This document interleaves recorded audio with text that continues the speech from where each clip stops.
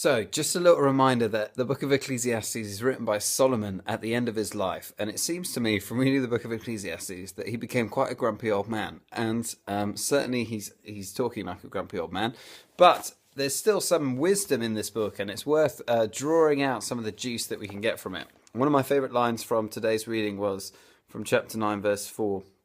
Even a live dog is better than a dead lion. That's what I'm going to shout next time someone starts on me in the street and I run away. I'm going to yell that at them as I over my shoulder. Let's take one of probably the more depressing bits of the book and let's see if we can get anything out of it. So, going on to verse 5, listen to this.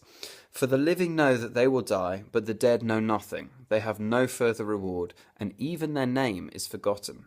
Their love, their hate, and their jealousy have long since vanished. Never again will they have a part in anything that happens under the sun. Whew. And then the application of that, according to the teacher, is to enjoy life with your wife, whom you love, all the days of this meaningless life that God has given you under the sun, all your meaningless days. So, how do we apply that to our lives today? Do we take his premise that life is effectively meaningless and that therefore we should just make the most of it before we die and we are forgotten forever?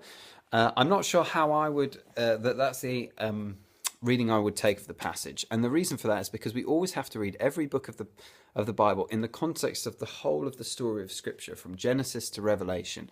And clearly elsewhere in the Bible, from the very beginning, we see that we're made in God's image and therefore we're not an accident. That God looks at the life of humanity and he says, not just that it's good, but that it's very good.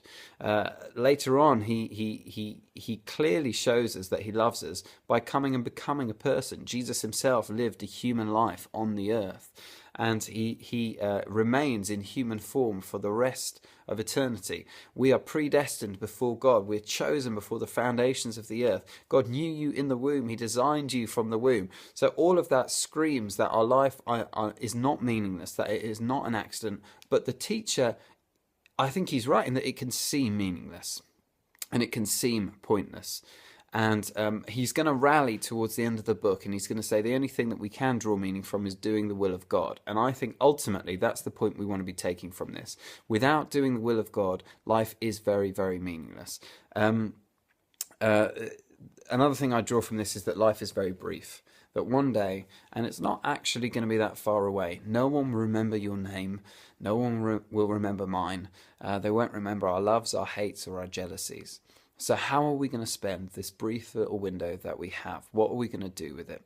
And my suggestion for each of us is that we devote ourselves to the worship of the eternal God, and we devote ourselves to doing his will with the brief bit of life that he gives us. And if we do that, I think our lives are anything but meaningless. And if we do that, they have an impact that although we can't continue to do things once we are dead, I think it leaves something of a legacy behind. So let's be cheerful, even in the light of today's readings, and devote ourselves to God and to his purposes.